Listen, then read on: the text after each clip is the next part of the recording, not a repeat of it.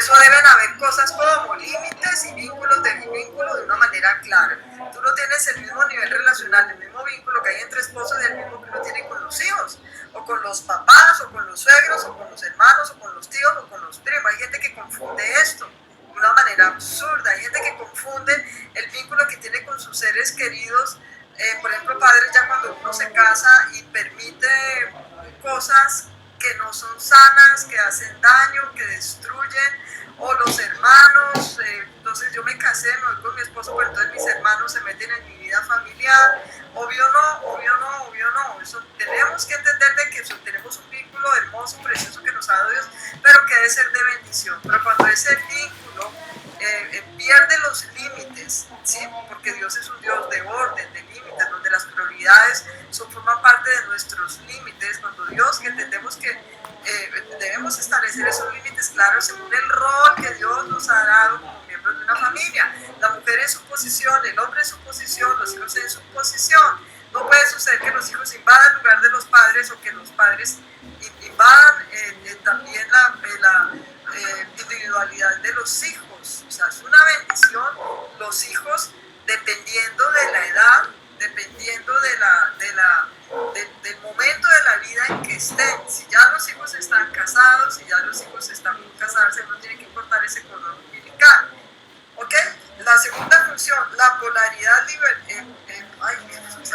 me salté la primera, que es la polaridad yo-mundo, ¿cierto? La primera es polaridad yo-mundo, que es la primera que se adquiere, que es adquirir conciencia de un yo por el contraste y diferenciándonos del mundo. Vimos el caso de José, cómo era diferente de sus hermanos. La segunda es la polaridad individualización-participación, que somos individuos individuales, valga la redundancia, pero que al mismo tiempo participamos de una colectividad, participamos cumpliendo con nuestro rol. Ahí vienen los deberes, las responsabilidades, los límites y el vínculo que establecemos con nuestros seres queridos. Y hoy vemos por último la polaridad, ¿sí? Libertad, seguridad, ¿sí? La seguridad y la libertad son dos necesidades con las que nacemos. La libertad debe verse reflejada en el momento en que nosotros anhelamos, regresamos, vamos a nuestro hogar, llegamos a nuestra casa, que debe ser sí o sí un lugar que propicie, que sea seguro, donde haya seguridad espiritual, física, emocional para los miembros de la familia. Obviamente eso no se da donde hay maltrato, esto no se da donde hay abusos, donde Señora, hay ellos, ¿sí? Todo este tipo de cosas que pues sabemos que no son de Dios, ¿sí? ¿Cómo? Esa sensación de seguridad en el hogar para cada uno de los miembros de la familia, donde la mujer se sienta segura, Mami, ¿cómo? los hijos se sientan seguros, el hombre se sienta seguro de que llega a la casa y va a tener Mami, un lugar no te escucho. donde no vamos a ser acusados, violentados, abusados. Sí, debe ser un refugio seguro para todos sus miembros, principalmente espiritualmente. Ojo con esto. Yo he atendido personas, casos de mujeres que son madres cabezas de familia o madres casadas, como sea, y dejan sus hijitos para que los cuiden, por ejemplo, los abuelos, porque ellas tienen que ir a trabajar, para cumplir con algunas responsabilidades, y vemos que esos abuelos entonces tienen prácticas como de brujería, de nueva era. Pues obviamente no, porque ese no es un lugar de seguridad espiritual para los niños. ¿Cómo propiciamos un lugar de seguridad espiritual si no hay oración? Si no hay devocional, si no buscamos la palabra de Dios y la presencia de Dios. O sea, el hogar debe ser un lugar donde haya seguridad espiritual para los niños. O sea, si usted por la noche se despierta a las 3 de la mañana o todos los días, no por la menopausia, pues cuando uno tiene menopausia uno duerme un poquito menos y a veces uno se despierta con los calorías, cosas, ¿cierto? Creo que los que están aquí ya ninguno ha pasado por eso, ¿no? Solamente yo que estoy pasando por eso. Pero escuchen lo que les estoy diciendo, pero si es algo reiterativo, si es algo que se vuelve pues perturbador en su casa, usted siente angustia, usted siente ansiedad, usted tiene que orar qué es lo que está pasando. Si no hay ningún peligro real, si no hay nada que real que lo esté perturbando, hay algo ahí. Entonces el hogar debe ser un lugar que nos propicie seguridad esencialmente espiritual. Cuando hay seguridad espiritual hay seguridad emocional, seguridad física, pues que no tenga peligros y bueno, cosas de estas. Por eso tenemos que tener tener mucho cuidado, mis queridos hijos de Dios, qué personas invitas a tu casa, qué personas entran a tu casa, cómo son los amigos de tus hijos, qué costumbres tienen. Las personas que tú hospedas en tu casa, uno no tiene que hospedar en su casa a todo el mundo, ni así sea su hermano, su papá o su mamá. Pero si no hay un yugo igual, mi esposo habló del yugo el domingo, con respecto a nuestro fundamento espiritual. Usted va a hospedar en su casa a su hermano que vive allá que viene de la India y entonces practica el Feng Shui, el Reiki, le prende velas a los dioses de la India, pues no lo reciba en su casa, ¿sí? Hay que tener mucho cuidado con eso. O sea, tenemos que ser conscientes de nuestra responsabilidad, que nadie diga después, es que como yo no sabía, como a mí nadie me dijo, como a mí nadie me enseñó, y resulta que sí. Debe ser un lugar que genere, que brinde seguridad. Ojo con las personas que cuidan a sus hijos, con las personas que trabajan en su casa, qué personas son, con quién estás dejando tus hijos en tu propia casa. Hay abuso sexual entre los niños hoy en día, eso es una cosa espantosa, espantosa, espantosa. A veces es el tío, incluso el abuelo. Yo no digo que la familia de ustedes haya gente degenerada, yo no sé. Cada uno debe orar y que Dios muestra y Dios le coloca a uno inquietud siempre. Pero sí sabemos que eso es una realidad que no podemos ocultar. Entonces el hogar sí debe ser un lugar donde estamos seguros, porque la seguridad es una necesidad con la que nacemos. Pero no vas a estar seguro si no oras, si no haces un devocional, ¿listo? Y fuera de la seguridad, también debe ser un lugar donde haya libertad. Cuando hablo de libertad no me refiero a libertinaje. Entonces cada quien que haga lo que quiera, porque digo, la esposa del pastor en la clase de hogar cristiano, que cada uno puede hacer libre en la casa. No me malentiendan, por favor, porque en el punto anterior hablamos de los límites, que son necesarios y son fundamentales de acuerdo al rol de cada uno. También hemos hablado en este curso de los deberes, ¿sí? Y de los derechos que tenemos en el hogar. Entonces, no se trata de libertinaje, sino la libertad que debe tener una persona para poder desarrollar las cualidades que Dios nos ha dado. ¿Listo? O sea, que la persona pueda sentir esa libertad de manera responsable, de acuerdo con la edad y el grado de madurez que tenga cada persona. Tú no le puedes libertar a un niño de 5 años que se saca para la calle, pero tampoco puedes tratar a un hijo de 20 años como si tuviera 5 años, ¿sí? Todo depende del momento de la vida y del grado de madurez. No todas las personas de 20 años tienen el mismo grado de madurez. Entonces tenemos que pedirle a Dios sabiduría, y la palabra de Dios dice que el Señor nos da sabiduría abundante a quienes se la pidamos.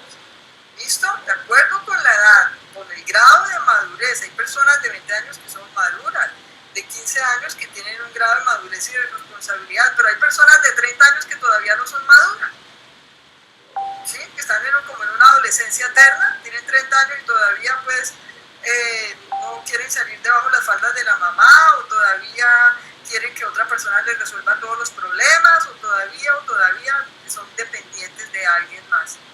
¿Listo? Entonces, ojo con esas 3 funciones de la familia, porque tenemos que entender que lo individual y lo colectivo se conjugan en el hogar, de tal manera, mis queridos, que tiene que haber un sano equilibrio en estos 2 aspectos. Somos personas individuales que, como Dios nos ha hecho únicos, ahora vamos a mirar lo que es la personalidad y los temperamentos, que también está relacionado con este tema. ¿Listo? Somos personas individuales, que tenemos nuestras propias preferencias, nuestra propia opinión, nuestra personalidad diferente a las demás personas, pero al mismo tiempo tenemos que tener en cuenta que formamos parte de una colectividad llamada hogar. Para eso, vuelvo y les reitero, necesitamos límites claros, Las reglas, las palabras son límites que Dios nos ha dado. Hay que colocar límite en nuestro propio cuerpo, hay que colocar límite en nuestras emociones, hay que colocar límite en con las personas. Recuerden que ya hablamos de los factores extrínsecos y los factores intrínsecos de la familia. Dentro de los factores extrínsecos que hacen daño a la familia están terceras personas que traspasan esos límites que hemos establecido y hacen, ahí está Walter en la pantalla, se fue, y hacen daño a las familias porque no han entendido los límites.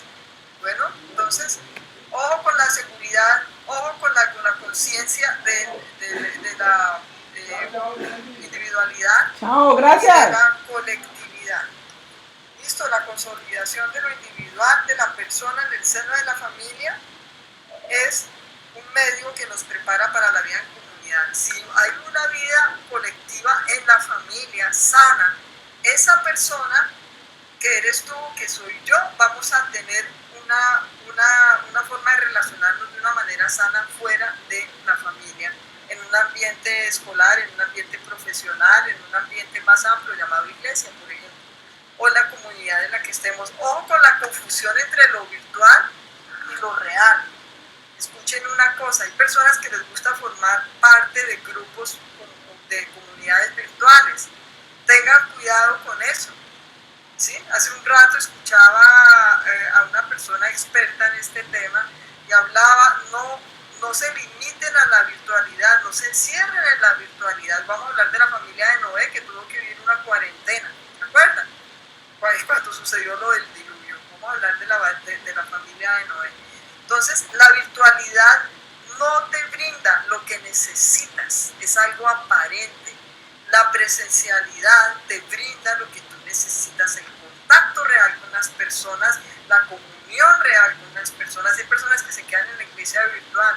Ojo con esto, aquí estamos en una clase virtual, es una herramienta, es una bendición, pero tenemos una iglesia donde nos congregamos, amén, presencialmente y físicamente, donde tú te conectas, estás en contacto, te vinculas realmente con las personas. Qué hermoso estar en una comunidad presencial llamada iglesia, donde tú creces también espiritualmente, una comunidad real llamada familia.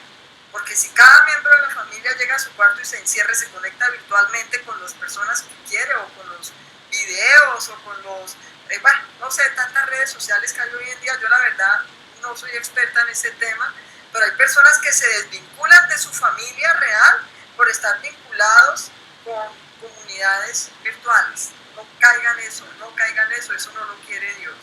¿Qué tal que en la época de Noé hubiera existido el Wi-Fi, el Internet y todo eso? ¿Cómo sería eso? Imagínense. ¿Ah? Sería terrible, ¿no? Pero bueno, ok, sigamos aquí con este tema. Uno de los propósitos del hogar cristiano es orientar y brindar espacio al desarrollo de la individualidad de cada uno de sus miembros, sin permitir que este desarrollo se transforme en un individualismo egoísta y autodestructivo. O sea, el esposo y la esposa, recuerden que somos uno solo, es una relación indivisible, es un vínculo bendecido por Dios. Por eso es que debemos casarnos, no a la unión libre, mis queridos hijos de Dios, no al yugo desigual. Entendamos que esto es muy claro y es por bendición para nosotros mismos, ¿sí? O sea, esto es algo que nos debe brindar el hogar cristiano. Es un lugar donde podemos crecer, es un lugar donde nos formamos para desempeñarnos posteriormente en contextos más amplios. Como tú eres en tu familia, así debes ser en lugares sociales más amplios, llamado iglesia, trabajo, familia extensa, bueno, donde quiera que tú estés. ¿Listo? Ok, vamos a pasar entonces a mirar otro tema, que es la persona, la personalidad y carácter. Esto es fundamental que lo trabajemos en hogar cristiano. Vamos a mirar una definición de lo que es una persona, pero voy a preguntarles a ustedes a ver qué opinan. Vamos a preguntarle así voluntariamente a Daniel Felipe. Cuéntanos qué es una persona para ti, cuál es la definición de una persona.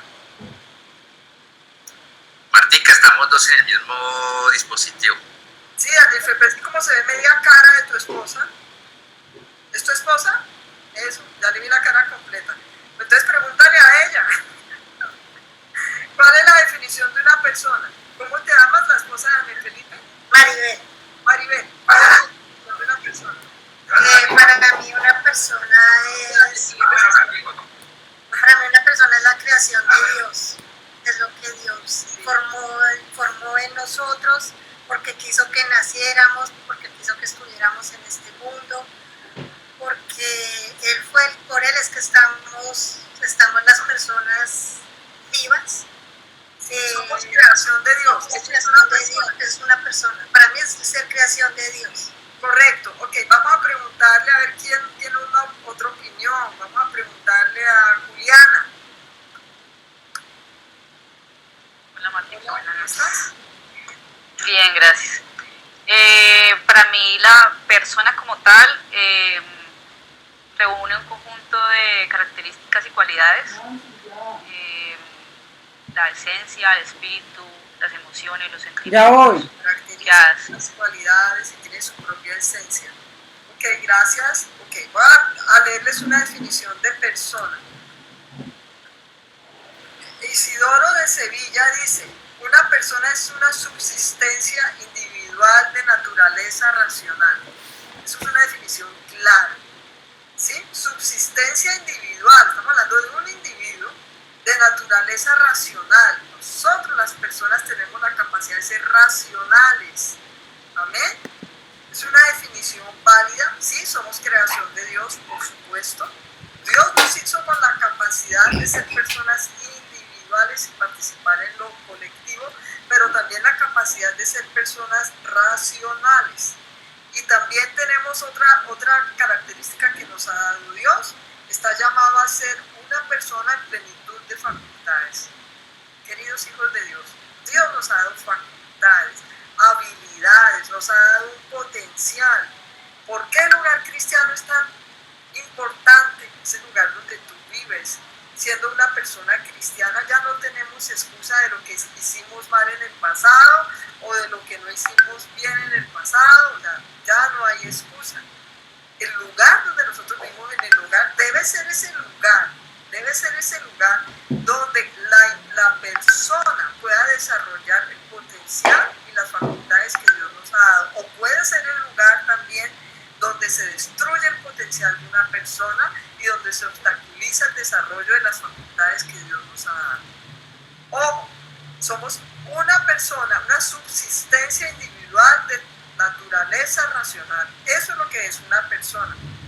Listo, el hogar cristiano debe ser un espacio que facilite y fomente el sano y maduro desarrollo de cada uno de los miembros para lograr después ejercer, o sea, desarrollar ese potencial que Dios nos ha dado.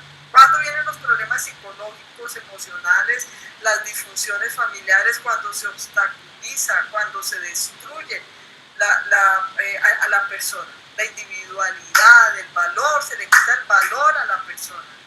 Todo eso tiene que ver con el hogar cristiano. Vamos a seguir aquí con otro tema. Dice, el papel socializador del hogar cristiano y la familia tiene que ver principalmente de hacer cada uno de sus miembros verdaderas personas en un mundo caído. Es que, miren, yo les digo una cosa, no podemos evitar la degradación moral y el degeneramiento que estamos viendo en el mundo. ¿Sí o qué? Nosotros no podemos cambiarlo, nosotros podemos cambiar a otras personas. Lo que podemos hacer es cuidar en nuestro entorno pequeño que nos ha dado Dios, nuestro grupo pequeño llamado familia, hogar, ¿sí? Que sea ese lugar donde la persona realmente desarrolle su potencial y no sea invadido y contaminado por todo lo que está sucediendo afuera. No podemos sustraernos del mundo, pero sí debemos brillar en el mundo, impactar a las personas. Amén. O sea, es ese papel de que en este mundo caído que tiende a despersonalizar a los seres humanos, cosificándolos, insensibilizando a las personas, atrofiando las facultades personales y todas las sublimes posibilidades que tenemos nosotros como seres individuales. Dios nos ha dado un mar de posibilidades, Dios nos ha dado un mar de facultades, de cualidades, pero el hogar debe ser ese lugar donde se puede desarrollar y donde se puede crecer, porque afuera es lo contrario. Afuera es que todo el mundo piense lo mismo. Si tú no piensas igual a toda esta mentalidad progresista, entonces uno es atacado, agredido, Mejor dicho, esto es terrible. Lo que está pasando afuera en el mundo se vuelve normal, lo que Dios aborrece. Dice el Señor, conviértanse ellos a ti, pero tú no te conviertas a ellos. Y el problema es que cuando tú te unes en yugo desigual con otras personas, terminas primero apartándote de Dios, apartándote de la iglesia, distorsionando tu subsistencia individual con la que Dios te ha creado. Dios te creó como una obra maravillosa. Dios te creó como su hijo o como su hija. Dios te creó para amarte. Dios te creó para que vivas en santidad. Dios te creó para que tengas intimidad con Dios. Dios te creó para que le sirvas a Dios. Dios te creó con un montón de propósitos, pero cuando tú no entiendes esa diferenciación entre tu subsistencia individual como hijo de Dios, sino que formas parte de esa masa colectiva llamada mundo, o te vinculas muy cercanamente con personas del mundo, dice la palabra de Dios, las malas compañías corrompen las buenas costumbres. Satanás se disfraza como ángel de luz. Tengan cuidado. Por eso les digo yo, el hogar cristiano es ese reino privado que tenemos que cuidar y tenemos que impactar a los que están afuera. ¿Listo? ¿Qué es lo que pasa en el mundo? Se está distorsionando todo. Es una distorsión completa. El próximo ayuno vamos a trabajar el tema de las distorsiones. Dios nos lo permite así. El mundo distorsiona todo. Nosotros tenemos que mantener nuestra visión clara de lo que Dios quiere que hagamos, de lo que Dios ha hecho en nosotros. ¿Listo? Entonces, esa es la persona. Vamos a mirar qué es la personalidad. ¿Listo? ¿Qué es la personalidad? Vamos a preguntarle a Viviana Rendón. En tu opinión, ¿qué es la personalidad? Hola Martica, la personalidad sería como esa cualidad o ese rasgo que nos puede distinguir entre uno y otro, entendiendo que somos personas únicas. Somos personas únicas, sí. Nuestra personalidad nos diferencia de los demás, sí. Es un conjunto de rasgos individuales que te pertenecen a ti. Eso es cierto. ¿Qué más? ¿Quién más nos habla de la personalidad? Vamos a escuchar a un caballero. ¿Dónde están los hombres aquí? Alexander Chávez. ¿Qué es la personalidad? Alexander. Buenas noches, Martín.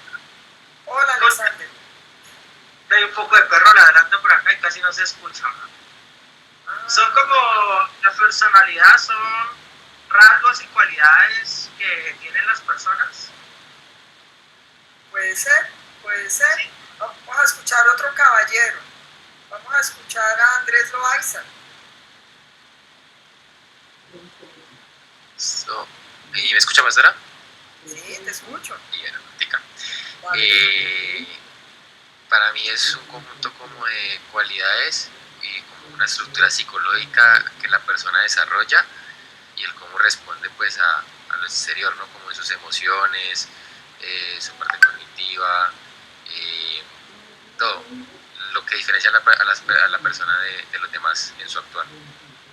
Ok, vamos a escuchar a Sebastián Rodríguez, que es la personalidad. Yo diría que es como el conjunto de patrones, de pensamientos que hacen que una persona pues razona como razona. Y también alguna vez leí que tiene 5 dimensiones que básicamente lo que hacen es que dejan ver cómo esos patrones se aplican a la vida cotidiana. Por mencionar pues estos 5 solo para mencionar rápido serían la apertura a la experiencia, la conciencia, la extraversión, que es básicamente lo que mide que una persona sea sociable o algo así, me relaciono con los demás. Ajá, sí. La amabilidad y el neuroticismo, que se refiere también a un grado en que la persona experimenta pues las emociones negativas y las maneja. Bueno, vea qué interesante. Aquí el psicólogo Sebastián Rodríguez. Bueno, la personalidad es la manera particular, única y claramente diferenciada en que se manifiesta cada individuo humano en la condición personal que Dios nos ha otorgado. Esa es la personalidad, la manera única y diferenciada en que cada humano, cada persona valga la redundancia, se manifiesta, cada persona se manifiesta, ¿sí? De acuerdo a la condición que Dios nos ha otorgado. Esto se ha distorsionado. Bueno, por eso vamos a hablar de las distorsiones en el ayuno. Recuerden, el próximo ayuno de noviembre, distorsiones es el tema. Dañada, ¿sí? O distorsionada a través del pecado, de las malas decisiones de las personas, de la disfunción de las familias, de la disfuncionalidad de las familias, ¿sí? Y restaurada, ojo mis queridos, restaurada de manera real y esperanzadora por el Señor Jesucristo. Amén. Tenemos que buscar nuestra restauración. Para eso necesitamos confrontar las distorsiones que llegaron a nuestra vida por nuestras malas decisiones y por las malas decisiones de las personas con las que nosotros hemos vivido. La personalidad se moldea y se define. Vamos a ver cómo está compuesta la personalidad. Número 1, por los genes. ¿Sí? Y aquí llegamos al punto de los temperamentos. ¿Listo? ¿Cómo? Y número 2, el entorno. ¿Listo? Y número 3, tenemos que hablar hoy del carácter. Vamos a hablar hoy del temperamento y del carácter, que son los dos componentes de la personalidad. ¿Ok? Entonces, presten atención a lo siguiente. La personalidad se moldea y define tanto por los genes como por el carácter. En cuanto a los genes, porque es una condición biológica heredada de nuestro ADN. Es una parte de la personalidad que viene ya determinada desde el nacimiento y es modificable. Aquí estamos hablando de los llamados temperamentos. Son 4 temperamentos, vamos a mirar los 4 temperamentos. ¿Listo? Bueno, esa es una parte que es la parte biológica, ¿sí? Y la segunda parte es el carácter. Vamos a leer Isaías 20, capítulo 26, versículo 3.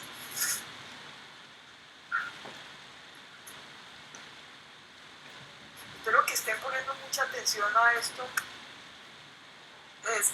con respecto a todos estos temas, de verdad que cómo son de importantes, cómo es de interesante entender más profundamente lo que somos nosotros como personas individuales y como miembros de un hogar. Isaías 26:3 dice: al de carácter firme lo guardarás en perfecta paz porque en ti confía. Vamos a ver qué es el carácter también. El carácter es el desarrollo maduro de la personalidad. Todo individuo, en especial los cristianos, pueden y deben adquirir un carácter maduro al margen de las diferencias. Versículo, Isaías 26, capítulo 3. Perdón, Isaías 26, versículo 3. Capítulo 26, versículo 3. ¿Sí? Entonces, el hogar es un lugar donde se forma el carácter. O sea, el ambiente. ¿Qué es el carácter? Es la persona, es la parte de nosotros que nos permite tener un criterio firme y maduro en lo que hacemos y en lo que dejamos de hacer. ¿Sí? Es el criterio, el argumento mediante el cual nosotros tomamos las decisiones. No podemos culpar a los temperamentos de las personas por las malas decisiones, por las malas reacciones, por las malas actitudes. Vamos a mirar detenidamente cada uno de los 4 temperamentos, pero entendamos lo que es el carácter. ¿Sí? El carácter del cristiano está descrito en el fruto del Espíritu Santo, Gálatas 5, 22 y 23. Es que no tenemos excusa porque tenemos al Espíritu Santo como personas creyentes. Entonces una persona creyente no puede decir: ay no, es que fulanito tiene el carácter fuerte. Eso no es el carácter. Y entonces, como dice que tiene el carácter fuerte, pasa por encima de todo el mundo, atropella a todo el mundo, pelea con todo el mundo porque ese es mi carácter. Mentiras del diablo. Esas son excusas para hacer lo malo y para tener una manifestación equivocada de nuestra personalidad. Vamos a mirar lo que ya llegamos a Gálatas 5, 22, 23, dice lo siguiente. En cambio, el fruto del Espíritu esto describe lo que es en nuestro carácter por cuanto tenemos el Espíritu Santo en nuestro corazón. El fruto del Espíritu es amor, alegría, paz, paciencia, amabilidad, bondad, fidelidad, humildad y dominio propio. Esto es lo que debe caracterizar nuestra forma de vida, nuestras decisiones, ¿sí? Nuestro criterio para tomar decisiones y para vivir. El fruto del Espíritu Santo. Y todos tenemos a Jesús en nuestro corazón, hemos recibido el Espíritu Santo de Dios. A mí no me vengan con el cuento que sé como yo soy de carácter fuerte, yo hago y digo y entonces yo reacciono. No. tienes el carácter de Cristo, cuando tienes intimidad con Dios, tienes el fruto del Espíritu Santo. Amén. De manera que no hay excusa. Ya voy, Hugo. Vamos a mirar segunda de Pedro, capítulo 1. Y ahora escuchamos algo. Segunda de Pedro, capítulo 1. Dice lo siguiente.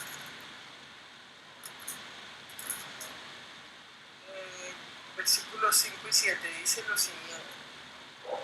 También ustedes son como piedras.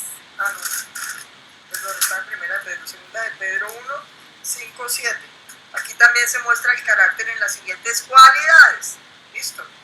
Precisamente por eso. Hugo, ya te escuchamos. Dice, esfuércense por añadir a su fe virtud. Sí, aquí todos tenemos fe, ¿sí o qué? Creemos en un Cristo vivo y resucitado, tenemos fe en Dios, en su palabra, en el poder del Espíritu Santo. Por eso, esfuércense por añadir a su fe virtud. ¿Qué es la virtud? Es todo lo que es moralmente bueno. A su virtud de entendimiento.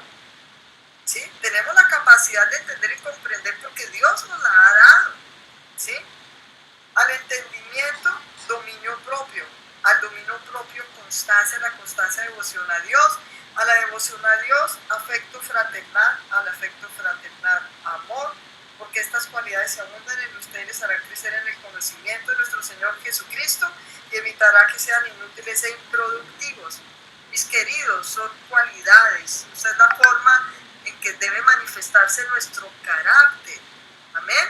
Podemos aprender. El carácter es aprendido. El temperamento es heredado. El carácter se aprende principalmente en el hogar y se va, pues con la ayuda de Dios, se va fortaleciendo y se va madurando. Amén. Tú gestionas tus emociones. Vas a hablar del neuroticismo, eso es un término muy psicológico.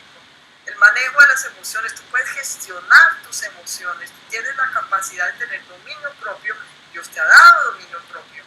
Dios te ha dado las cualidades suficientes para que puedas relacionarte con las personas de una manera coherente, de una manera equilibrada y de una manera estable. Y habla de la perseverancia. Porque estas cualidades, si abundan en ustedes, los harán crecer en el conocimiento de nuestro Señor Jesucristo y evitará que sean inútiles e improductivos. Entonces la personalidad está compuesta por temperamento, que lo vamos a ver ahora. Vamos a ver los 4 temperamentos y algunas combinaciones, y por el carácter. El carácter es lo que aprendemos. El temperamento es la parte de nuestra personalidad que hemos heredado de nuestros padres, pero el carácter es el que es moldeable y que debemos esforzarnos para que nuestro carácter se parezca al carácter de Cristo.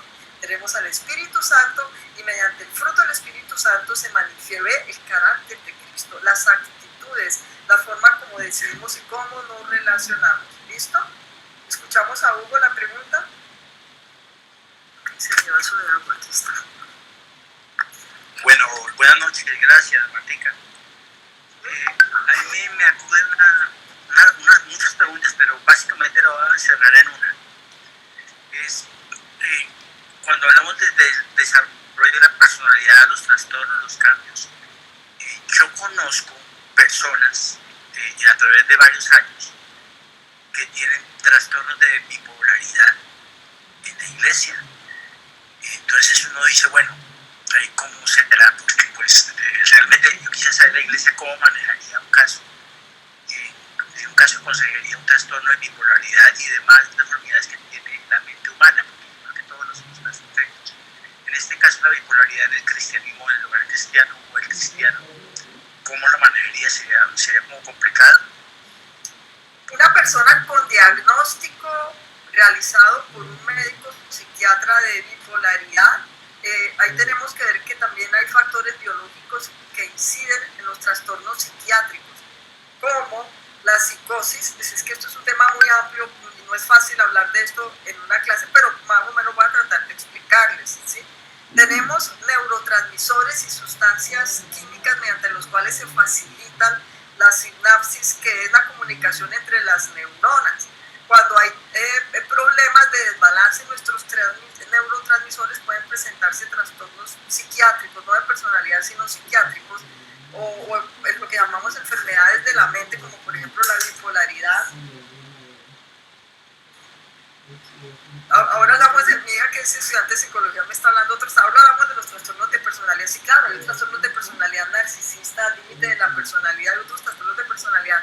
Pero primordialmente Hugo se está refiriendo a la bipolaridad, que es un trastorno de origen biológico.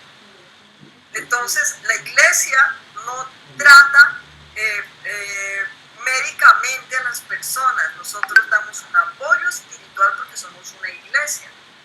¿Listo? No somos un hospital psiquiátrico, somos una iglesia. Nosotros recomendamos a las personas que tienen diagnósticos realizados por médicos, por profesionales, respetamos y confiamos y creemos en los médicos como autoridad también cuando se trata de nuestra salud mental o física. Cuando hay problemas de salud mental de origen biológico, las personas deben tomar medicamentos que son recetados por los psiquiatras. ¿Listo? Pues porque Hugo está hablando específicamente de lo que es la bipolaridad. En la iglesia recibimos las personas, asisten a consejería, se hace un proceso de sanidad interior, oramos por las personas. Dios tiene el poder, ¿sí? Tiene el poder para sanar cualquier enfermedad, ya sea en el cuerpo o en la mente, porque las enfermedades mentales son producto de enfermedades de sustancias físicas también. ¿De acuerdo? Hugo, más o menos estás comprendiendo lo que te estoy diciendo. Entonces, la iglesia, Sí, gracias, Marta. la iglesia brinda un soporte espiritual. Nosotros no somos, no ofrecemos terapias psicológicas ni tratamientos psiquiátricos, porque eso no nos corresponde a nosotros como iglesia. Nosotros brindamos soporte, orientación espiritual para las personas, ya sean que tengan trastornos psiquiátricos como bipolaridad, demencia, esquizofrenia, trastornos de personalidad como estados de ánimo en la edad adulta, depresiones, problemas de ansiedad. Yo recibo a personas con problemas de ansiedad, de depresión, que vienen a la iglesia. Nosotros les damos la orientación espiritual. La psicología es una herramienta que nos ayuda, que nos facilita de pronto lo que es la consejería de los procesos espirituales que hacemos en la iglesia, pero no, la iglesia no brinda terapia psicológica ni tampoco pues atención médica. Eso ya la persona lo hace. De acuerdo, pues yo he mandado personas a que vayan donde el médico porque es necesario, porque uno discierne que necesitan un soporte, una ayuda, un medicamento, ¿sí? Y deben ir donde un profesional de la salud mental llamado médico psiquiatra. ¿Listo? Sí hay trastornos de personalidad y muchos de estos trastornos son originados por el ambiente familiar, por el ambiente del hogar, de la familia.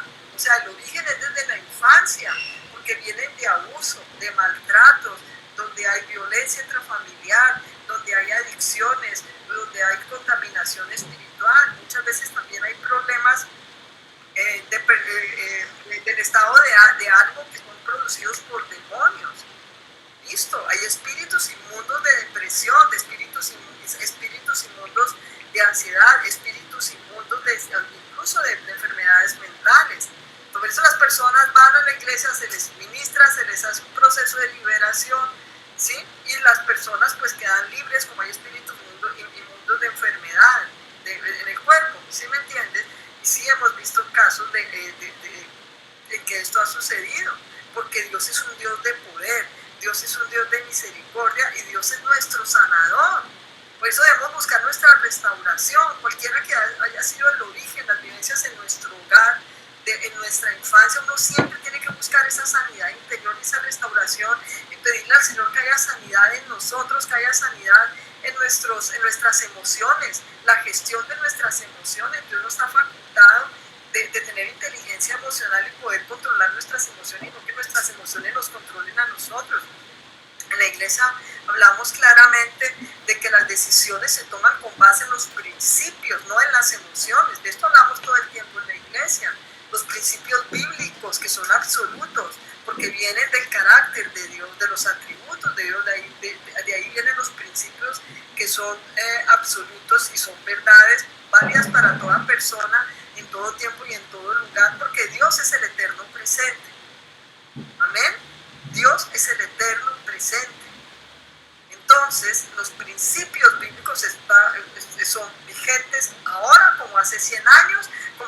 en 100 años, es que no ha venido el Señor antes por nosotros, porque con todo lo que está pasando ya uno no sabe si el Señor va a venir mañana o en un mes o pronto, ¿sí? Sí, muchas cosas se están cumpliendo en la palabra de Dios. Pero mis queridos, definitivamente sí es en el hogar cristiano donde se generan, donde se forjan la personalidad, porque es que hay un componente de un 35% del temperamento, de un 35% del carácter que es moldeado en el hogar, y de un 30% que es el más importante, que proviene de nuestra espiritualidad con Dios. No por tener un porcentaje, que eso dicen los estudiosos, a mí me gusta estudiar mucho este tema, el 30% que es el más poderoso, ¿sí? Porque tienes intimidad con Dios, porque está siendo transformado y regenerado por el Espíritu Santo de Dios, y todo esto nos lleva a una forma de personalidad que tenemos, a un desempeño familiar y social en el cual nosotros manifestamos lo que somos y lo que tenemos. ¿Listo? Espero que hayamos comprendido un poco lo que es el carácter. Sabemos que el carácter está descrito como lo leímos en Gálatas 5:22, en Pedro, lo que leímos ahora también. Voy a volver a leerles Pedro. Y es más, voy a leer desde el versículo 2. Dice, segunda carta de Pedro capítulo 1, segunda de Pedro capítulo 1, dice, que abunden en ustedes la gracia y la paz por medio del conocimiento que tienen de Dios y de Jesús nuestro Señor. ¿Cómo es importante el conocimiento de Dios? La intimidad con Dios, ¿sí? Dice, su divino poder, al darnos el conocimiento, nuevamente conocimiento de aquel que nos llamó por su propia gloria y excelencia, nos ha concedido todas las cosas que necesitamos para vivir como Dios manda. No tenemos excusa. Dios nos ha concedido todo lo que necesitamos para vivir como Dios manda. Dice, así Dios nos ha entregado sus preciosas y magníficas promesas para que ustedes, luego de escapar de la corrupción que hay en el mundo, miren lo que miramos de las funciones del hogar, ¿sí? Del hogar cristiano, el mundo, esa masa amorfa que cada día toma formas diferentes en el mundo por las costumbres, las filosofías, el progresismo, todo lo que está sucediendo, cada día toma formas totalmente extrañas y opuestas a la palabra de Dios. Aquí dice que nosotros debemos escapar de la corrupción que hay en el mundo debido a los malos deseos y lleguemos a tener parte de la naturaleza divina. Precisamente por eso esfuércense por añadir a su fe, tenemos fe, virtud, todo lo que es moralmente bueno es la virtud. A la virtud de entendimiento, al entendimiento dominio propio. Es que el dominio propio es una cualidad y al mismo tiempo forma parte del fruto del Espíritu Santo. Escuchen lo que les estoy diciendo. El dominio propio forma parte del fruto del Espíritu Santo y al mismo tiempo es una cualidad que yo tengo que ejercitar. O sea, tú tienes dominio propio, puedes gestionar tus propias emociones. Hay personas que se enferman psicológicamente y emocionalmente porque no gestionan sus emociones, porque se dejan, porque las emociones los controlan, porque uno puede experimentar tristeza pero no caer en una depresión. ¿Me explico? La tristeza es algo válido cuando hay algo doloroso en mi vida, ¿sí? Pero si un niño crece viendo a su mamá llorando toda la vida, ¿sí? Diciendo cosas como debería morirme o yo no debería vivir o qué vida tan desgraciada, pues ¿qué esperan ustedes que ese niño, que llega a suceder en la vida de ese niño cuando llega a la vida adulta?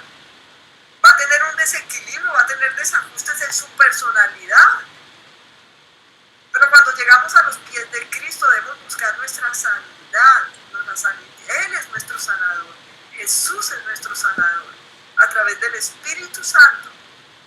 Entonces, mis queridos, todo esto es por eso les dije que quería empecé la clase hoy en punto y un poco acelerada, porque el tema de hoy es bien importante. Hay que hablar de salud mental en la iglesia.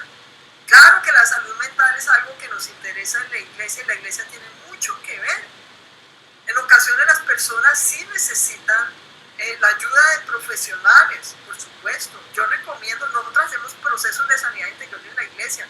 Por supuesto, yo soy psicóloga, ustedes lo saben. Tengo estudios en el mundo, 2 maestrías, etc. O sea, es una bendición porque son herramientas que me ha dado Dios para poder trabajar con las personas. Pero yo le digo, es claro, yo tengo conciencia y le digo a las personas, es Dios tu sanador. Es la palabra de Dios la que tiene poder y que toca tu espíritu, tu alma y tu cuerpo. ¿Qué dice Hebreos 4:12? Por favor, si me lo lee alguien rápidamente. Hebreos 4:12. Pero no tanto, es uno solo. Hebreos 4:12. ¿Llegaron? Uy, no, nadie quiere hablar. Me va a tocar leer algo. Sin duda, la palabra de Dios es viva, eficaz y más cortante que cualquier espada de dos filos. Penetra hasta lo más profundo del alma y del El espíritu. alma, perdóname, el alma está compuesta por mente, emociones y voluntad. ¿Sigue? Hasta la médula de los huesos. Perdón, dijiste del alma y del espíritu. Toca tu alma, toca tu espíritu y tus huesos, o sea, tu cuerpo. La palabra de Dios tiene el poder para sanarte, para transformarte. Es más, existe la plasticidad cerebral y la neurogénesis. Existe en evidencia ya, y yo lo creo por fe en el nombre de Jesús, que la palabra de Dios tiene el poder para regenerar incluso las neuronas de tu sistema nervioso central, de tu cerebro. Cuando tú lees palabra de Dios, ¿por qué? Porque somos un diseño de Dios y Dios nos ha dejado su palabra para ser transformados. Cuando dice la Biblia que seamos renovados a través de la renovación de nuestra mente, Dios sabe lo que está diciendo porque nos creó. Entonces, cuando tú lees palabra de Dios, estás mandando vitaminas, digámoslo así, o alimentas tus neuronas, neurotransmisores. Yo creo firmemente de que una persona puede sanar mentalmente a través de la lectura de la palabra de Dios, y que cuando lleguemos a la vejez, nuestras neuronas van a, aunque se pierdan un poco algunas facultades físicas de movimiento, de memoria tal vez, pero yo creo firmemente en el nombre de Jesús de que nuestra vejez va a ser, el Señor lo dice, aún en la vejez, cuando ya peinen las cambias, yo los cuidaré, yo seré el mismo, dice el Señor en la palabra. Pero yo creo que nosotros los creyentes, los hijos de Dios, tenemos menos deterioro neurológico y cerebral que las personas que no tienen a Cristo. Entonces, en este marco viendo el poder de Dios en nuestras vidas, mis queridos hijos de Dios, tenemos que entender que no tenemos excusa para que nuestro carácter, para que no luchemos, no nos esforcemos para que nuestro carácter, para que mi carácter y tu carácter se parezca o queramos ser a imagen, o sea, sea como el carácter de Cristo, parecido al carácter de Cristo, porque ahí está el fruto del Espíritu Santo. Sí, podemos experimentar dolor y tristeza, por supuesto, es que Dios puso las emociones en nosotros, son una bendición. El dolor te permite buscar a Dios para que te sane, el dolor te permite ser humano. Cuando uno habla, por ejemplo, de un psicópata, que es la persona que mata a otras personas y no siente ningún dolor, ni ningún impacto en su corazón, el psicópata puede matar y no le duele absolutamente nada, ni le parece malo. ¿Ven? Entonces podemos experimentar dolor porque Dios nos dio esas emociones, podemos experimentar enojo, por supuesto, cuando hay algo injusto, ¿sí? Pero ¿cómo gestionamos esas emociones? ¿Buscamos la sanidad con Dios? Esa es la pregunta. El dolor que vivimos en nuestra infancia, momentos de rechazo, tal vez de maltrato, qué sé yo, o de abuso sexual incluso, ¿sí? ¿Qué hacemos en nuestra vida cuando conocemos a Cristo? ¿Buscamos la sanidad en Dios o nos enterramos en ese dolor? Y caemos en cuadros psiquiátricos. Algunos de esos cuadros psiquiátricos no son de origen orgánico, sino que son de origen psicológico, por el dolor, porque no hay sanidad en las personas. Otros sí son de origen biológico, porque hay un desbalance en los neurotransmisores de nuestro cerebro. Entonces, los psiquiatras, de acuerdo a su profesión, ellos medican a las personas y los medicamentos tienden a equilibrar la serotonina, la dopamina y todas esas hormonas y sustancias en nuestro cerebro para que la persona tenga tranquilidad. Yo, por ejemplo, tomo medicamento para la presión arterial. El medicamento para la presión arterial ayuda a mi cuerpo, ¿sí? Si no fuera así, pues tendría daños en mis órganos, riñones y mi corazón, y yo no sé qué más. ¿Ven? Entonces, así mismo hay personas que sí necesitan la ayuda de un profesional. Hay gente que dice, no, yo no voy a un psiquiatra o a un psicólogo porque yo no estoy loco. No, es que no se trata de eso, mis queridos. Es Es que biológicamente y fisiológicamente sí hay cuestiones que nos pueden hacer daño y otras, ese es un ángulo, desde un punto de vista fisiológico, biológico y médico, pero también hay un punto de vista emocional y espiritual, ¿sí? Que proviene desde nuestro hogar donde crecimos. Los factores individuales de las personas. Tú no escogiste la familia en que naciste, a lo mejor recibiste daño, recibiste dolor, pero conociendo a Cristo, Él es tu sanador. Amén. Por eso nuestro hogar debe ser un hogar cristiano. Por eso estamos hablando de todo lo que estamos hablando, que es el lugar donde podemos desarrollar las facultades, el potencial que Dios nos ha dado, que somos personas individuales, pero al mismo tiempo participamos en lo colectivo de un hogar. Lo colectivo no es en el mundo, no, lo colectivo es en nuestro hogar, y eso nos capacita para ser personas ya en un grupo social más amplio, personas que aporten, personas que seamos luz, que brillemos. Nos dice el Señor que debemos hacerlo. Por eso en nuestra iglesia tenemos un hogar de niñas. Tenemos un hogar de niñas. Cuando tú rescatas una niña, rescatas una descendencia, porque las niñas tenemos útero. ¿Sí me explico? Entonces, a través de esta obra social que tiene la iglesia, simplemente lo que hacemos es, con la guía, que las niñas crezcan conociendo al Señor, sanando su corazón, y que el día de mañana, cuando se casen, la guía los que vayan a ir a remontar con la hija, cuando se casen y sean mujeres profesionales, tengan la capacidad de verdad de tener una vida diferente y se rompan todas esas maldiciones de sus antepasados. Y lo mismo sucede en nuestras vidas personales. ¿Qué hicieron nuestros antepasados? Muchas veces ni siquiera lo sabemos. Yo no conocí a mis abuelos paternos, ¿sí? Entonces, ¿qué hacemos? Oramos, buscamos a Dios y vivimos de acuerdo con la palabra de Dios. Amén. Vamos a mirar los temperamentos. Ya saben que todo esto se ve reflejado en el temperamento. El temperamento es aprendido, es adquirido, el carácter es aprendido, es moldeado, y el temperamento es heredado. Vamos a mirar los temperamentos. Ya sabemos que existen 4 temperamentos y sus combinaciones. Tenemos en esencia 2 temperamentos extrovertidos y 2 temperamentos introvertidos, dentro de los cuales 2 son racionales y 2 son emocionales. Entonces, es como si cogiéramos una hoja de papel. Ya vuelvo otra vez.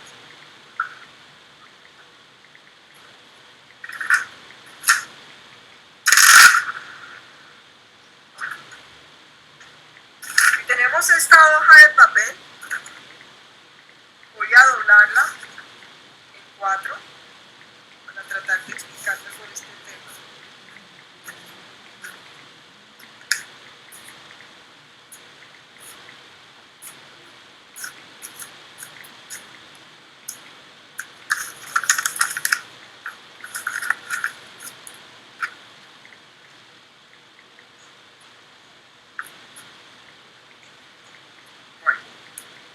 Entonces, ¿se alcanzan a ver?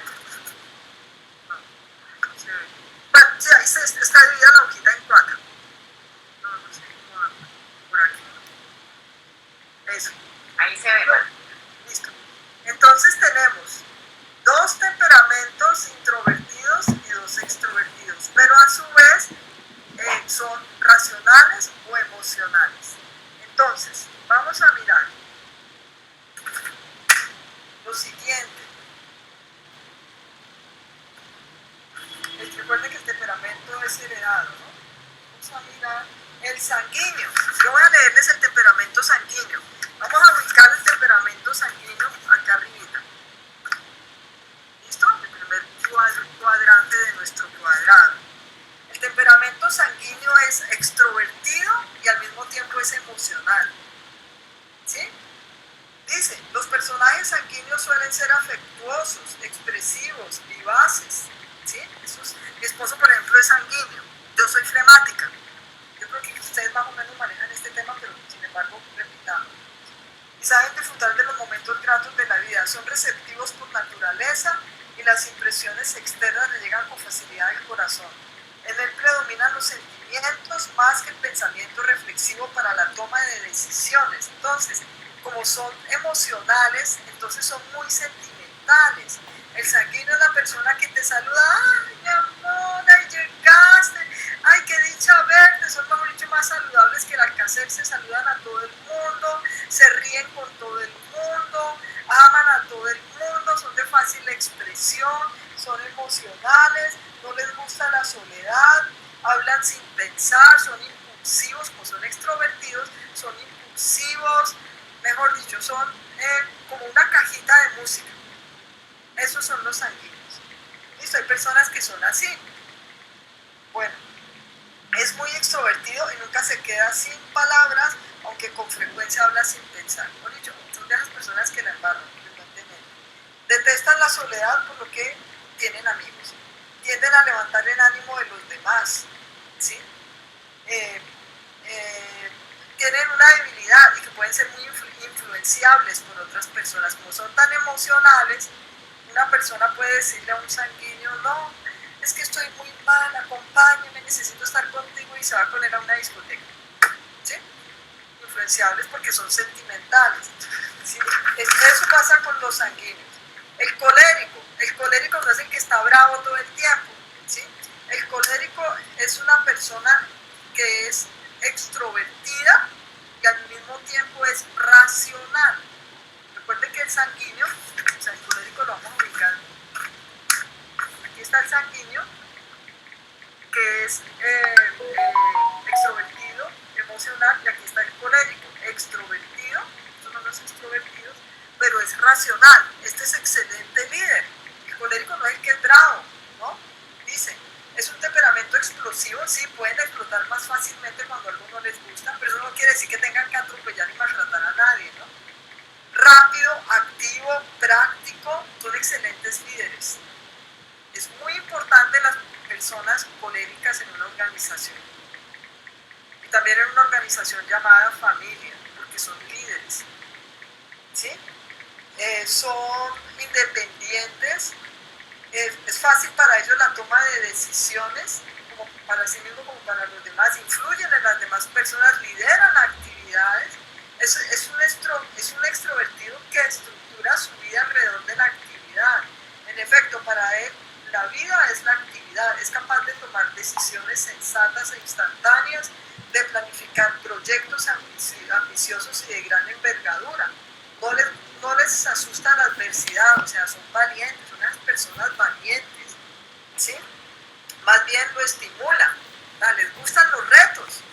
No los retos esos salvajes que ponen por internet, ¿no? O sea, los retos me refiero a realizar proyectos, innovar, ir adelante, mejor dicho, no son personas que aplazan las cosas, son más bien resilientes porque salen adelante en medio de la adversidad. Su obstinada determinación le permite triunfar donde ha fracasado. Son de los que intentan, son perseverantes, intentan, es un líder nato. Sin embargo, tienen un problemita ahí, que a veces no son simpáticos, no simpatizan con las demás personas. ¿Listo? Eso no quiere decir, mis queridos, yo quiero que ustedes identifiquen su temperamento. Yo, por ejemplo, soy flemática, ahora les explico la flemática, y soy colérica, pero colérica en menos proporción, flemático en mayor proporción. Generalmente tenemos la combinación de dos temperamentos, uno que es predominante y el otro que lo tienes en menor proporción. Yo tengo el temperamento flemático en mayor proporción y el colérico en menor proporción. Mi esposo es colérico en mayor proporción y sanguíneo en menor proporción. ¿Sí? Entonces yo quiero que ustedes vayan identificando eso, porque cuando Walter y yo nos casamos, él pues, le encanta a la gente, y bueno, yo también, yo tengo amigas de toda la vida, de aquí del colegio de Cali, desde Cali, imagínense. Pero él es expresivo, extrovertido con las personas. Entonces cuando llegamos a alguna reunión, él llegaba saludando a todo el mundo, yo soy flemática, entonces yo llegaba mirando, ay no, qué pereza, ¿con quién nos vamos a sentar? ¿Quién hay conocido? No, esta persona no me cae bien, no, esta persona de pronto, yo soy la flemática. La persona flemática no es la que tenga muchas flemas ni mucho menos, ¿no? La persona flemática es la persona racional, introvertida. Entonces, pues soy un poco extrovertida, no soy tan flemática 100%, hay personas que son flemáticas 100% y mejor dicho, son muy encerrados en sí mismos. No, yo me relaciono con las personas porque pues también tengo el colérico, ¿ven? Pero esencialmente flemática, soy muy racional y muy reflexiva y muy analítica, ¿vale? Hablando de la persona flemática. Son personas tranquilas, llevaderas, pacientes al extremo, ¿sí? Pues, para que yo explote se necesita, pues. Con el umbral tan elevado para la ira que rara vez se enojan. Yo sí me enojo porque tengo colérico. Nada parece sacarlos de quicio, ¿sí? Pues mantienen la calma. Yo me considero una persona que mantengo la calma aún en situaciones extremas o graves, ¿no? Mantienen la calma y la imperturbabilidad del medio en medio de las circunstancias en que los demás temperamentos están lejos de lograr. Poseen la capacidad única de ver el lado cómico de la vida. Las personas flemáticas tenemos el humor sarcástico, el humor negro, ¿sí? El sentido del humor que es, mejor dicho, sí, sarcástico. Alguien me decía alguna vez es el sentido del humor de las personas inteligentes, porque uno le ve, aún en los momentos más fuertes, uno ve el lado, el sentido del humor le permite a uno tener hasta un sentido del humor negro, ¿sí? Poseen la capacidad de ver el lado cómico de la vida aún en momentos más dramáticos y por eso logran mantener una perspectiva optimista, mantener una perspectiva optimista. Sí, yo soy una persona optimista. Tienen gran retentiva total. Yo tengo una memoria tremenda y una perspectiva y agudeza mental. Observan detalles que pueden pasar desapercibidos para los demás. Eso es cierto. Yo tengo una percepción de los detalles increíble. Además, a nosotros las mujeres, Dios sí que nos ha dado eso. Imagínense, mujer y además flemática, mejor dicho. Eso sí, para los dones que Dios nos ha dado a cada uno, recuerda que Dios te da, el Espíritu Santo te da dones, ¿sí? Pero prefiere ser espectador y no protagonista, por lo que se cuidan de no verse involucrados innecesariamente en las actividades de los demás. Cuando dicen, las personas flemáticas dicen en algún sitio un voluntario para correr las sillas, ¿yo? ¿Sí? El colérico probablemente dice yo, y vainas mueve, el sanguíneo también, ¿yo? Yo me quedo sentadita, tranquilita y calmada, no por pereza, sino porque no tengo tanta actividad o no tenemos tanta actividad, ¿sí? Eluden el liderazgo, pero cuando las circunstancias o el deber se los imponen, pueden llegar a ser líderes muy capaces, ¿sí? Eso es verdad. Son conciliadores y actúan como pacificadores naturales. Son dados de tal modo al contentamiento que pueden dar la impresión de carecer de aspiraciones y entregarse a la resignación. No, simplemente porque tenemos calma. A mí me encanta, mis queridos, sentarme frente a un paisaje y puedo estar 2 horas tranquila, sentada, leyendo un libro chévere, sino un ladrillo, ¿sí? Leyendo un libro chévere, mirando un paisaje frente al mar, y se los prometo que es verdad, puedo estar 8 horas diarias sentada frente al mar, en la playa, saliéndome, sentándome en la playa, en el mar, ahí en la playita, sin aburrirme, o sea, disfrutándolo. Por dicho, me levanto del kiosco porque toca ir a comer algo, si no podría estar ahí todo un día completo. Esas son las personas flemáticas. Las personas coléricas están buscando actividad todo el tiempo. Yo voy al mar con mi esposo y con mi hija, se desesperan, ¿no? Entonces están buscando el jet ski, ¿qué hacemos? A ver si nos vamos a bucear, hagamos el curso del buceo, alquilan esas motos. A mí me parece eso, no me gusta, me parece inseguro, ¿sí? Las personas flemáticas pueden llegar a ser temerosas, las personas coléricas pueden llegar a ser aventadas, como decimos aquí en Cali, ¿sí? O sea, arriesgados, ¿ve? Entonces, uno va viendo, este tema es bien importante, ¿por qué? Porque tenemos que conocer la persona con la que nos casamos, o nos vamos a casar, o cómo son los temperamentos de tus hijos. Recuerden que el tema de los temperamentos es heredado. Yo soy mezclada entre mi papá y mi mamá. Mi papá era flemático, mi mamá más colérica. Entonces yo soy flemática, pero como predominante, colérica como secundario. Mi papá era flemático, pero a pesar de eso fue un líder. Mi mamá es colérica. Entonces, de 8 hijos, 8 hermanos, ella controlaba a mis hermanos, 5 hermanos, hombres tremendos, y tenía el carácter y el temperamento, cuando no estaba mi papá, para ejercer su autoridad. Entonces, es la combinación. ¿Qué pasa con la persona melancólica, que es la última que me falta? La persona melancólica es introvertida y es racional. Es emocional. Sí, es introvertida, emocional, es analítica, abnegada, talentosa y perfeccionista. Son una bendición. Las personas melancólicas son una bendición porque son perfeccionistas. La esposa del pastor Pachito de nuestra iglesia, de nuestro pastor Francisco Vega, que es el vicepresidente de Casa sobre la Roca, Glorita de Vega es nutricionista, ella es flemática, ella es melancólica y es una bendición la diligencia, la precisión con que ella realiza su trabajo con los hogares de niños de nuestra iglesia. Ella maneja las minutas de alimentación y eso todo es medido en la proteína, mejor dicho, tiene que ser tanta proteína, tiene que ser tanto de no sé qué, tanto, es de una diligencia, una capacidad de trabajo. O sea, ahorita ya es una persona mayor y eso tiene una capacidad de trabajo que les digo que los jóvenes, o sea, es un ejemplo, tanto ella como su esposo, el pastor Pachito, que son personas de más de 70 años, creería yo. Sí, claro que sí, hace rato.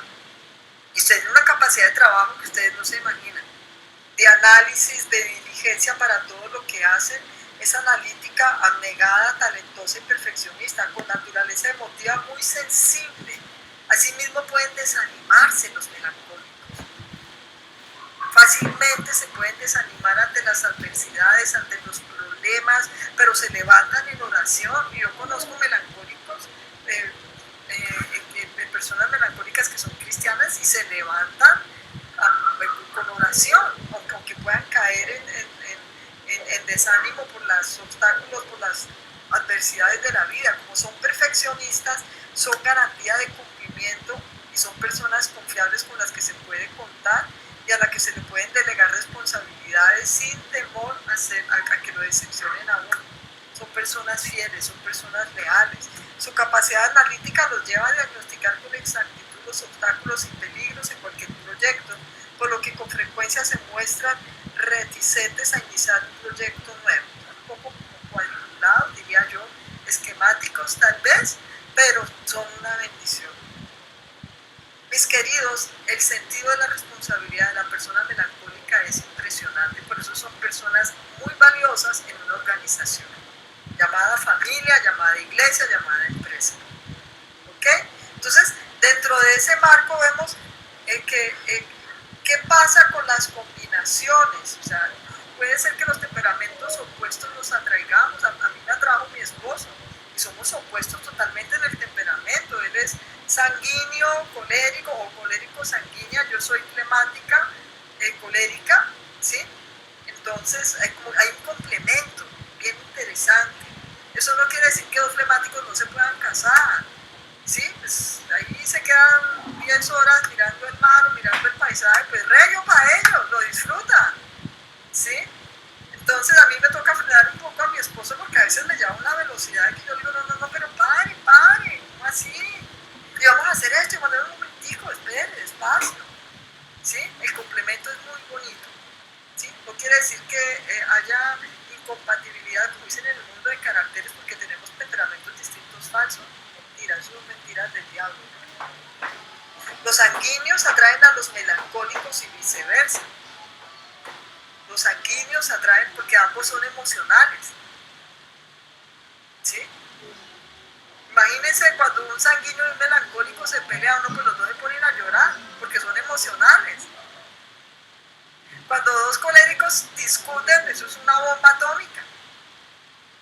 Pero tenemos la palabra de Dios y tenemos al Espíritu Santo y el carácter que nos permite dominarnos y gestionar nuestras emociones, ¿sí?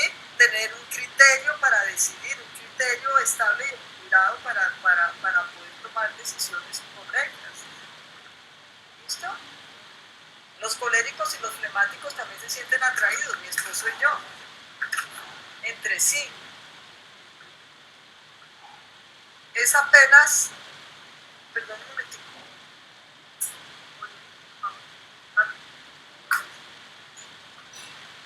¿Sí? Los coléricos y los flemáticos también se sienten atraídos entre sí. Es apenas lógico que los coléricos generadores de actividad se sientan atraídos por los llevaderos seguidores flemáticos. ¿Sí?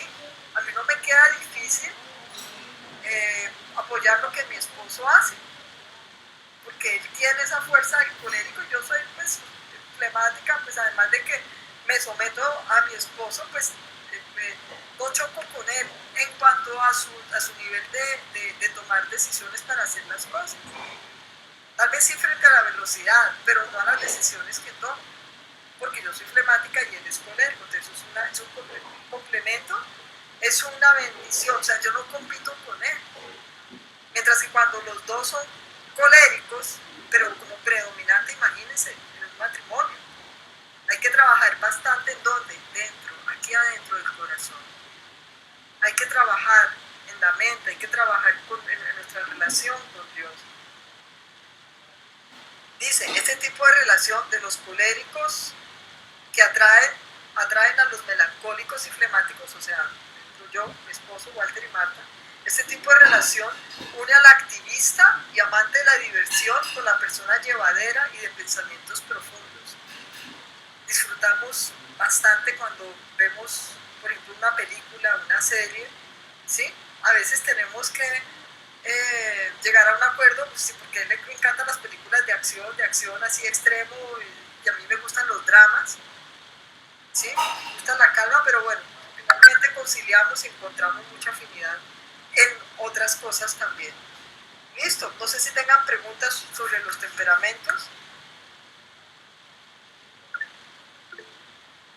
Viviana. Martica, ¿hay alguna vez de identifique esas personalidades o cómo? Porque uno puede ver rasgos, ¿no? Rasgos que dicen, pues esto como que sí, como que no, pero en qué momento uno dice, y este es más fuerte y este es menos fuerte, entonces si hay un test. Sí, hay un test y lo tenemos en la iglesia. Clemencia, por favor, ¿me ayudas a conseguir ese test en la iglesia? Sí, señora. Para poderlo facilitar. ¿Para la próxima clase? Sí, sí. Bueno, sí, señora. Mandárselos por el chat y que ellos puedan imprimirlo o fotocopiarlo, no sé, y que ustedes puedan desarrollar.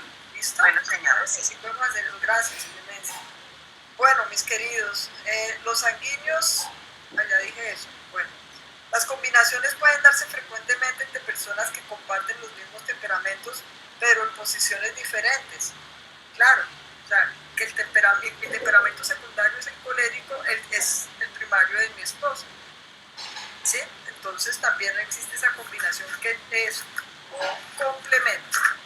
Bueno, vamos a dejar aquí este tema de los temperamentos, la personalidad, y vamos a meternos en la familia de Noé.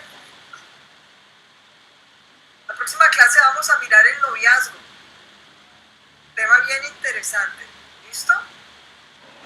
Y entonces, ¿a quién le toca Noé? ¿La familia de Noé? Diana Toledo. Sí, yo tengo sobre la familia de Noé. Bueno, cuéntanos rápidamente y brevemente, Diana, por favor, te escuchamos. Tengo algo muy breve, pues ya sabemos cuando la Biblia más o menos lo de Noé, entonces como el árbol genealógico. Noé, su profesión, pues fue agricultor, su esposa se llamó Naamá, y ellos dos tuvieron 3 hijos varones llamados Sem, Can y Jafet. Sem significa fama. Bueno, de estos 3 hijos a su vez se casaron, y Sem, se casó con Nahalat, unos nombres creo será árabes, no sé, Nahalat Magnut, la esposa de Can, Setkat Nabu, y Jafet se casó con Arat. Bueno, la información que encontré que Can y su esposa Setkat tuvieron un hijo llamado Canaán. No encontré más información si los otros dos hijos, entre más, pues si los dos semihafet tuvieron hijos. Encontré más información. Es el que da origen al pueblo de Israel, ¿no? Los semitas. Ya. Bueno, en nombres propios. Cananeos. Bueno, sí, o sea, avancemos, dale, no te quedes ahí en Ya. el que sigue. No, ahí es el árbol genealógico, que cuando en historia, pues lo que leí, que ellos como tal entran pues al arca, Noé y su esposa y sus 3 hijos, y pues con la tarea que le encomendó el llamado al Señor, que era lo de salvar pues, los animales, construir el arca y hacer eso mientras todo el tiempo. Y que sí, que en ese tiempo se organizaban, era por etnia, más o menos por tribus, pues las esposas de los hijos de Noé se han casado así con representantes de cada tribu, que eran ellos. Y ya, digo así muy resumido el árbol genealógico. Ok, ¿alguien más? Creo que había dicho a otra persona que se podía complementar lo de Diana. Clemencia, ¿tú te acuerdas? Un caballero. Sí, fui yo, Martica. A ver, ay, Daniel Felipe y María. Sí, Martica, pues yo estuve ahí investigando y pues en la Biblia refleja mucho que Noé fue bendecido porque la familia de él era como, pues aparte que eran temerosas de Dios, eran muy unidas. Entonces, en la Biblia demuestra a Noé como que la familia, a pesar de que tenían ciertos, por así decirlo, diferencias, eran muy unidos.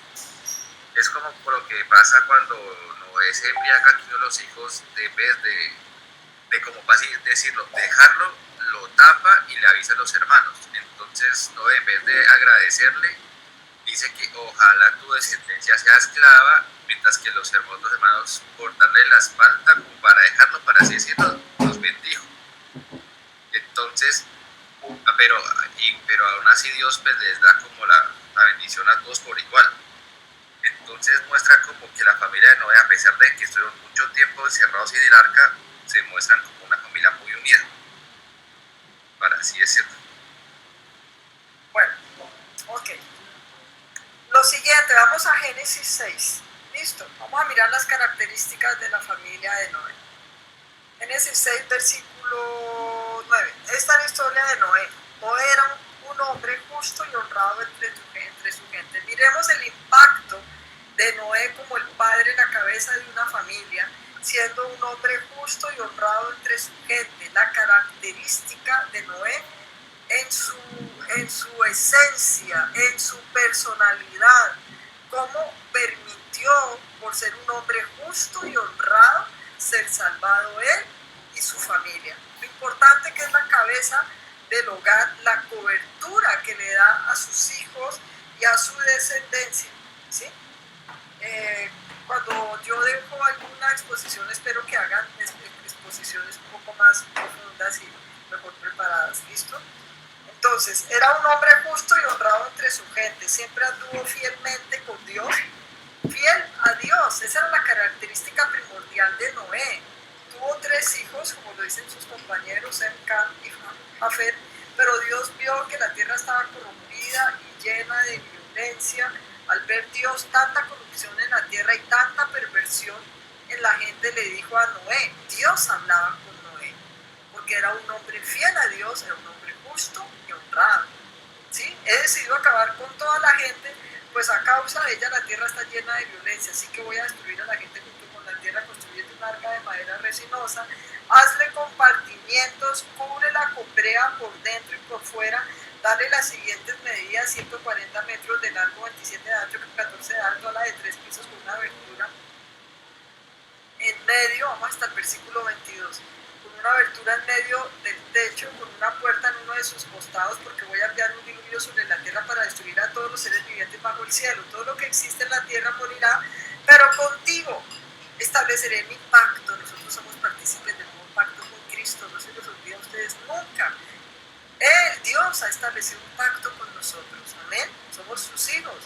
Estableceré mi pacto y entrarán en el arca tú y tus hijos, tu esposa y tus nueras. Haz que todos entren en el arca, haz que entre en el arca una pareja de todos los seres vivientes, es decir, un macho y una hembra, de cada especie para que sobrevivan contigo y contigo traerás también una pareja de cada especie de aves, de ganado y reptiles para que puedan sobrevivir. Recoge además toda clase de alimento y almacénalo para que a ti y a ellos les sirva de comida. Y Noé hizo todo según lo que Dios le había mandado. Característica de Noé: obediencia. Dios le dio las dimensiones. Noé no recontó. A Noé no se le ocurrió pensar, no, pero ¿para qué tan alto? ¿Para qué tan... ¿O por qué tan larga? ¿O por qué tan no sé qué? Seguramente si hubiéramos sido nosotros o yo, por ejemplo, yo le hubiera dicho, pero Dios, pero ¿por qué eso tan grande? Acordémosla. No la hagamos de 14 metros de alto, hagámosla de 10. Pues, al fin y al cabo, pues eso pues es poco tiempo. O tal vez le hubiéramos dicho al Señor, no la hagamos de 140 metros de largo. Imagínense el larguero de esa arca. No, eso es mucho trabajo, ¿no? Qué pereza, imagínense.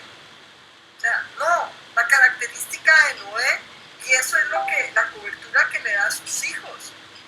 Entendamos lo importante que este hombre le está dando una cobertura de obediencia y de fidelidad a Dios, a sus hijos y a su descendencia.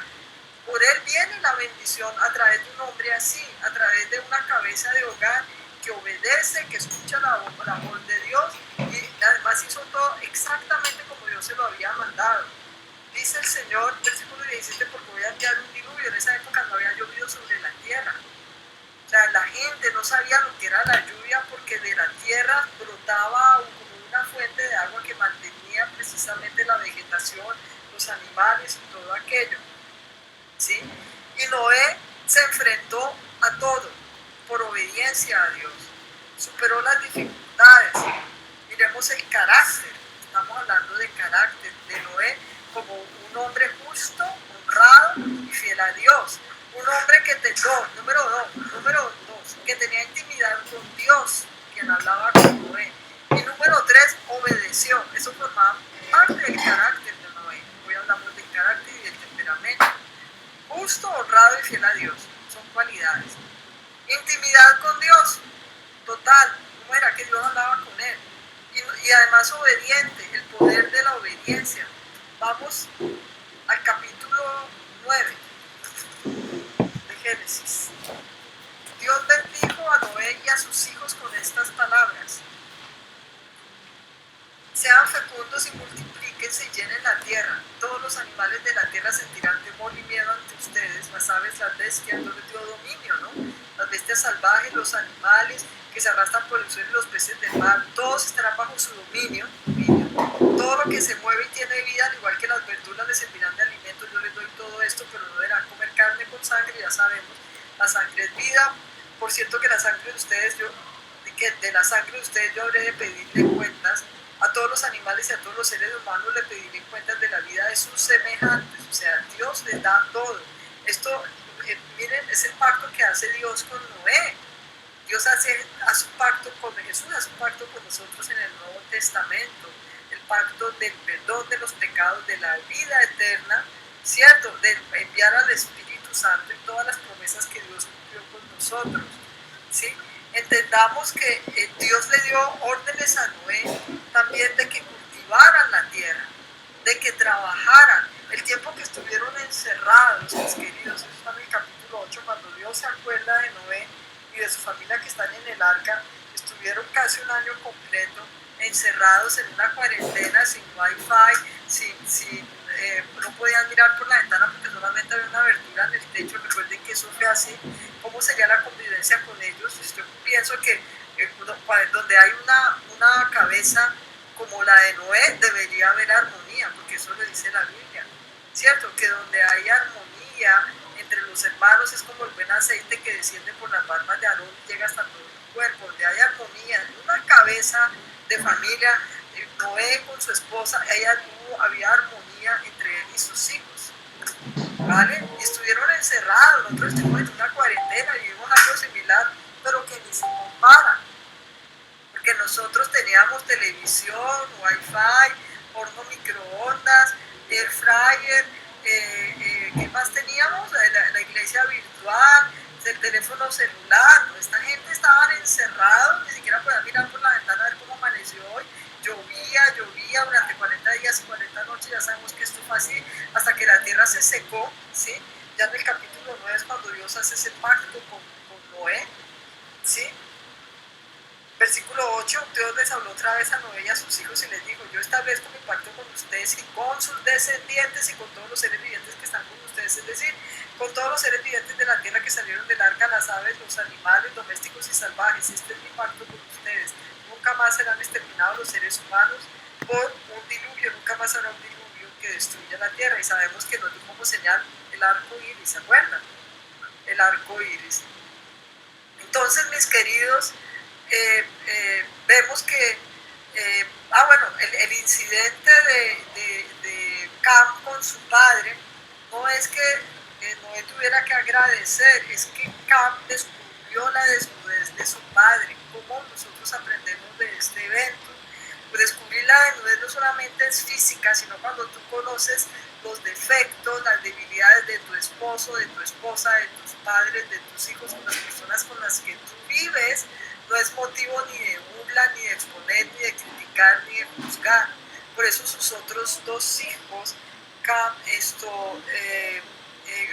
al cubrirlo, ¿sí? El respeto y la honra en las personas que somos miembros de una familia. ¿Sí? Nadie dice que lo de Noé fue correcto, se había emborrachado, yo no sé si el trago era su debilidad, aquí no dice. Simplemente sus hijos, uno de sus hijos cuando lo vio desnudo se burló de él, mientras que sus otros hijos lo cubrieron. Que no sean las debilidades en una familia, los defectos que tenemos, motivo de burla, motivo de bullying, motivo de maltrato, motivo de divisiones en las familias. Esto es algo muy bonito que tenemos que aprender, ¿sí? La importancia de la familia, la importancia del ambiente familiar, la honra y el respeto hacia los padres, la honra y el respeto entre los esposos, ¿sí? El amor hacia los hijos deben ser las columnas, los pilares que estén siempre en el hogar cristiano. Este Cam se burló de su padre, ¿sí? Descubrió su desnudez y fue llamar a los hermanos, vengan a verlo, vengan a mí, mírenlo cómo está. O sea, terrible la actitud de este hombre, ¿sí? Loable la actitud de los hermanos que lo incluyeron. Siempre va a haber diferencias en las familias y en los hogares. Siempre va a haber defectos, debilidades, problemas, ¿sí? De carácter, de actitudes que podemos cambiar, que obviamente Dios nos manda a ser transformados y a cambiar, ¿sí? Pero no debe ser el derrotero de la familia, la burla, el ataque, el cuestionamiento, ¿sí? La rotulación, ¿sí? a nuestros familiares por las debilidades que ellos tengan. Cuando una pareja se casa, empieza a descubrir la desnudez de su cónyuge. La desnudez no solamente física, sino también emocional, ¿sí? La desnudez con la cual tenemos que aprender a tolerar, a ser pacientes y a cambiar y a ser transformados también.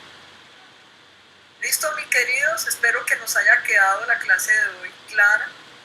Espero que este tema de la personalidad, los temperamentos, los elementos, las funciones de la familia, que en la clase pasada, y la familia de Noé como un ejemplo para el día de hoy, nos haya quedado claro en nuestros corazones de que entendamos lo importante que es la familia. Amén. Esperamos para la próxima clase la familia de Isaac y Rebeca, y tenemos otra familia que es la de Ruth y Booz.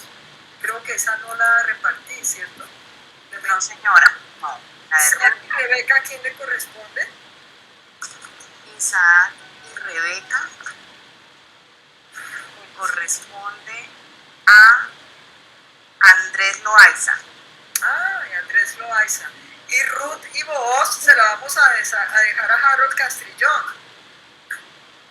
Él estaba con ganas de poder hablarnos sobre Ruth y voz, porque es muy bonito, porque se trata del noviazgo. Y la próxima clase vamos a ver el noviazgo. ¿Listo, mis queridos? Nos vemos el próximo martes con el favor de Dios. Dios los bendiga. Vamos a orar para terminar. Ok, Padre del cielo, te damos gracias en el nombre de Jesús, porque hoy pudimos, Señor, entender y aprender, Señor, nuevas cosas, Señor, sobre el hogar cristiano, sobre los temperamentos, sobre el carácter, Señor, sobre la importancia de la familia, Señor, en el crecimiento, en la madurez, en la determinación de nuestro carácter, Señor. Bendito Dios, danos sabiduría, Señor, para que cada uno de nosotros, Señor, en nuestras familias, seamos un agente de bendición, un agente de humildad, de bondad, de amabilidad, de paciencia, de paz, que el fruto de tu Espíritu Santo sea lo que enmarque nuestro carácter, Señor. En el nombre de Jesús, ayúdanos a tener el carácter, tu carácter, Señor, el fruto de tu Espíritu Santo, Señor, como criterio para decidir, para vivir y para relacionarnos, Señor. Ayúdanos a entender el temperamento, Señor, de nuestro esposo o hijo, Señor. En el nombre de Jesús, Señor, a entender, bendito Dios, de que todos los temperamentos son una bendición, a fortalecer nuestras debilidades, Señor, en el nombre de Jesús, a que en cada familia, Señor, se pueda desarrollar el potencial de las facultades que tú nos has dado, a que se quiten los obstáculos, Señor, los problemas, las desavenencias, en que aprendamos, Señor, a gestionar nuestras propias emociones, Señor, bendito Dios, en que haya honra y respeto, Señor, los miembros de la familia. Guíanos, Señor. Hoy te entregamos todo eso que vivimos en nuestro pasado, que marcó nuestra existencia, Señor, en el nombre de Jesús, que distorsionó, bendito Dios, lo que es el hogar cristiano y el valor de la familia en nuestras vidas. Hoy en el nombre de Jesús, Señor, buscamos la sanidad en ti, la sanidad en nuestras emociones, la sanidad en nuestros pensamientos, la transformación de nuestras vidas. Bendito Dios, nunca es tarde para volver a empezar en el seno de una familia, cuando Cristo es el centro de nuestra familia. Y hoy nos presentamos delante de ti porque tú eres el centro de nuestra familia y de nuestros corazones. En el nombre de Jesús, te alabamos y te damos gracias en el nombre de Jesús. Protégenos esta noche y cuídanos, Señor, en el nombre de Jesús. Amén y amén. Dios los bendiga. Recuerden las exposiciones. Amén, amén. Prepararlas mejor, como lo hizo Sebastián en la clase pasada. Por favor, hagamos, así no hagan diapositivas. Hay más cosas, hay que leer más. Y Dios nos da la capacidad, de verdad que sí, de poder hacer mejores cosas, de investigar más y para poder compartirlo. Dios los bendiga. Un abrazo para todos. Nos vemos el próximo martes a las 7 de la noche con el favor de Dios. Abrazos para todos. Dios los guarde. Hasta luego. Hasta luego. Hasta luego. Hasta luego. Hasta luego.